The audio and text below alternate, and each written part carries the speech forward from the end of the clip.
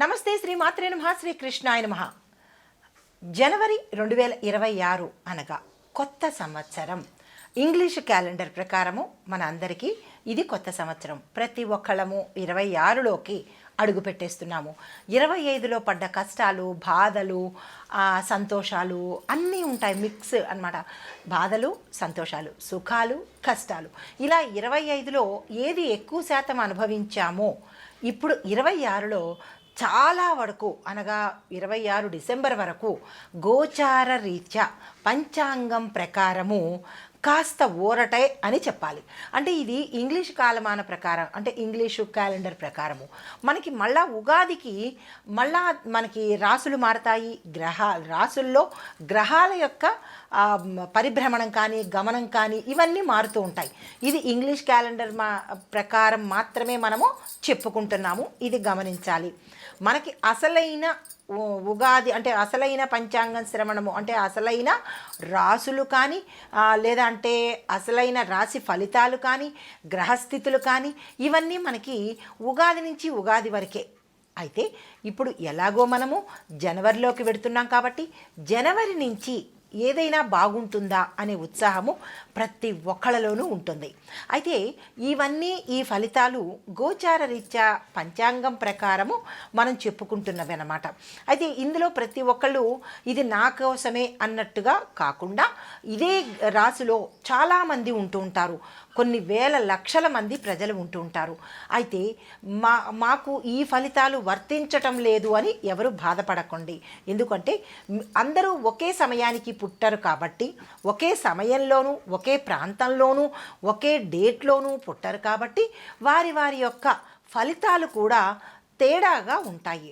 మనకి ప్రత్యేకంగా మనకి ఈ సమయంలో ఎట్లా ఉండబోతోంది అని తెలుసుకోవాలనుకుంటే కనుక మనకి వ్యక్తిగత జాతక పరిశీలన చేసుకుంటేనే మంచి ఫలితాలు అంటే కరెక్ట్గా అక్యురేట్గా ఫలితాలు వచ్చే అవకాశం కనబడుతుందన్నమాట. సరే, ఏది ఏమైనప్పటికీ మనకి 2026 జనవరి 1 నుంచి మనకి ఎలా గ్రహస్థితులు ఉంటాయి, ఆ గ్రహాలు ఇచ్చే ప్రభావాలు కానీ ఫలితాలు కానీ మేషాది ద్వాదశ రాశుల వారికి ఎలా ఉండబోతోంది అనే అంశాన్ని మనము పరిశీలిద్దాము. ప్రేక్షకులకు మెగా9 టీవీ భక్తి ప్రేక్షకులకు హ్యాపీ న్యూ ఇయర్ శుభాకాంక్షలు. అయితే ఇప్పుడు జనవరి 1, 2026 పంచాంగం ప్రకారము ఈరోజు నూతన సంవత్సరంగా పరిగణించబడింది. అయితే శ్రీ విశ్వావసునామ సంవత్సరం దక్షిణాయనం హేమంత ఋతువు పుష్యమాసం శుక్లపక్షము. ఈరోజు సూర్యోదయ సమయము ఉదయం 6:50 సూర్యాస్తమ సమయం సాయంత్రం 5:49. ఈరోజు తిథి త్రయోదశి మనకి రాత్రి 10:21 వరకు, తదుపరి చతుర్దశి తిథి ప్రవేశము. నక్షత్రము రోహిణి నక్షత్రము రాత్రి 10:46 వరకు, తదుపరి మృగశిర నక్షత్ర ప్రవేశము. వర్జ్యము మధ్యాహ్నం 3:42 నుంచి సాయంత్రం 5:07 వరకు. దుర్ముహూర్త సమయము ఈరోజు మనకి 2 సార్లుగా వచ్చింది. అది మొదటిదిగా ఉదయం 10:29 నుంచి 11:13 వరకు, తదుపరి తిరిగి మరలా మధ్యాహ్నము 2:53 నుంచి మధ్యాహ్నం 3:37 వరకు. అయితే రాహుకాలం మధ్యాహ్న సమయంలో 1:42 నుంచి మధ్యాహ్నం 3:04 వరకు. యమగండ కాలము ఉదయం 6:50 నుంచి ఉదయం 8:12 వరకు. అయితే బ్రహ్మముహూర్త సమయము తెల్లవారుజామున 5:14 నుంచి 6:02 వరకు. అమృత ఘడియలు మనకి రాత్రి సమయంలో వచ్చాయి. అందులోనూ రాత్రి 7:58 నుంచి రాత్రి 9:23 వరకు. అభిజిత్ ముహూర్తము ఉదయం 11:57 నుంచి మధ్యాహ్నం 12:41 వరకు. ఇది ఈనాటి పంచాంగం. నమస్తే. జనవరి 1, 2026 నాటి గ్రహస్థితులు ఎలా ఉన్నాయి, ఆ గ్రహాలు ఇచ్చే ప్రభావము ఫలితాలు మేషాది ద్వాదశ రాశుల వారికి ఒక్కొక్క రంగంలో ఉన్న వారికి ఎలా ఉండబోతోంది నిత్య నూతనంగా మనం చెప్పుకుందాము.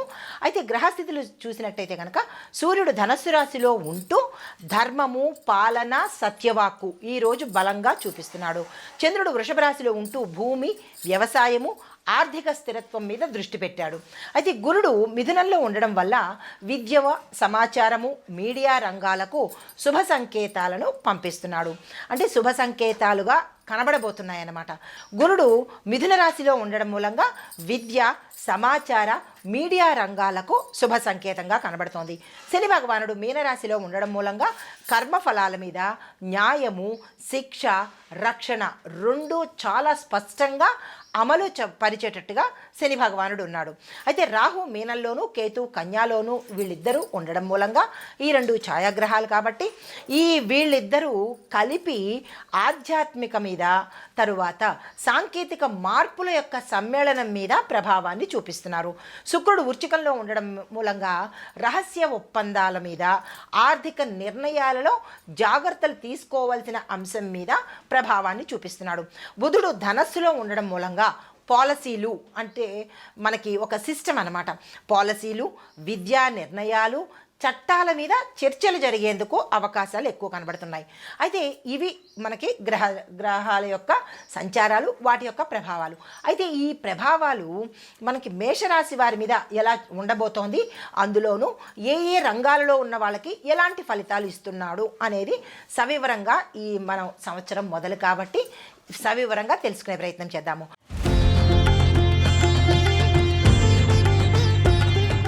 ఈ రాశిలో ఉండే విద్యార్థులకు పోటీ పరీక్షలకు ఎవరైతే వెడుతున్నారో వాళ్ళు సక్సెస్ సాధించే అవకాశం కనబడుతోంది. చదువులో ఒత్తిడి ఉన్నప్పటికీ కూడా మీరు విజయాన్ని సాధిస్తారు. ఇంట్లో మనశ్శాంతి కొంత లోపించే అవకాశం ఉంది. ఆ ఇంపాక్టు మీ చదువు మీద పడే అవకాశం ఉంది. ఏకాగ్రత తగ్గిందేమో అన్న అనుమానం మీకు వచ్చే అవకాశం ఉంటుంది. ఏది ఏమైనప్పటికీ మీరు మీ చదువు మీదే కాన్సన్ట్రేషన్ పెట్టే ప్రయత్నం చేసుకోండి. MBBS, engineering, CA, IAS, banking, law ఈ రంగాలలో చదువుతున్న వాళ్ళకి అద్భుతమైన విజయం సాధిస్తారు. విదేశీ ప్రయత్నాలు కూడా ఫలిస్తాయి. ఆ దిశగా ప్రయత్నం చేసుకోండి. అయితే మీరు జాగ్రత్తగా ఉండవలసిన అంశాలు ఏంటంటే కనుక మొబైలు, సోషల్ మీడియా, ప్రేమ వ్యవహారాలు ఈ 3 అంశాల్లోనూ చాలా జాగ్రత్తలు తీసుకోండి. తర్వాత ఉద్యోగము, ఐటీ, ప్రభుత్వ, ప్రైవేట్ సంస్థలు చూసినట్టయితే ఆఫీసు రాజకీయాల వల్ల మీకు కొంత విరక్తి కలిగి ఉద్యోగం మానేద్దాము అన్న పరిస్థితికి వస్తారు. మానసిక ఒత్తిడి, అనవసరమైన ఆరోపణలు, నిందలు మీరు ఈరోజు మోయవలసిన పరిస్థితి ఏర్పడుతుంది. ప్రమోషన్స్ వచ్చే అవకాశం ఉంది. కొత్త ఉద్యోగాలు కూడా అందుబాటులోకి వస్తాయి. మారాలనుకున్న వాళ్ళకి ఈరోజు అద్భుతమైన అవకాశము. పెద్ద సంస్థల్లో కూడా అవకాశాలు వస్తాయి, అందుకునే ప్రయత్నం చేయండి. విదేశీ ట్రాన్స్ఫర్స్ యోగం కూడా కొంతమందికి గోచరిస్తోంది. దానికి సంబంధించినటువంటి ప్రయత్నాలు చేసుకోవచ్చు. అయితే ప్రభుత్వ రంగంలో చూసినట్టయితే కనుక రైల్వే, రెవెన్యూ, పోలీసు, టీచింగు ఈ రంగాల్లో పనిచేస్తున్న వాళ్ళకి శుభ ఫలితాలు గోచరిస్తున్నాయి. కాకపోతే మీరు జాగ్రత్తగా ఉండవలసింది ఏంటంటే కనుక మాటల ద్వారా శత్రువులు పెరిగే ప్రమాదం ఉంది. ఈ అంశంలో జాగ్రత్తలు తీసుకోండి. వ్యాపారం, బిజినెస్, ట్రేడింగ్ చూసినట్టయితే కనుక travels, advertising, consultancy, publishing, education centres, ధార్మిక వ్యాపారాలు అంటే పూజా స్టోర్సు, ఇలాంటి పుస్తక వ్యాపారాలు, ఇలాంటి వాటికి మంచి లాభాలు వచ్చే అవకాశం కనబడుతోంది. తర్వాత మీకు ఎక్కడ జాగ్రత్తగా ఉండాలి అంటే కనుక భాగస్వామ్య ఒప్పందాలలో కానీ మాటల వల్ల కానీ తేడాలు వచ్చే అవకాశం కనబడుతోంది. ఈ అంశంలో జాగ్రత్తలు తీసుకోండి. నోటి మాట ద్వారా మీరు నష్టపోయే అవకాశం కనబడుతోంది. ఎక్కడైనా మాట పొరపాటుగా మాట్లాడడమో లేదా ఎవరినైనా అనడమో దానివల్ల ఆ మాట వల్ల మీకు వ్యాపార నష్టం వచ్చే అవకాశం కనబడుతోంది. ఆచితూచి మాట్లాడుకోండి.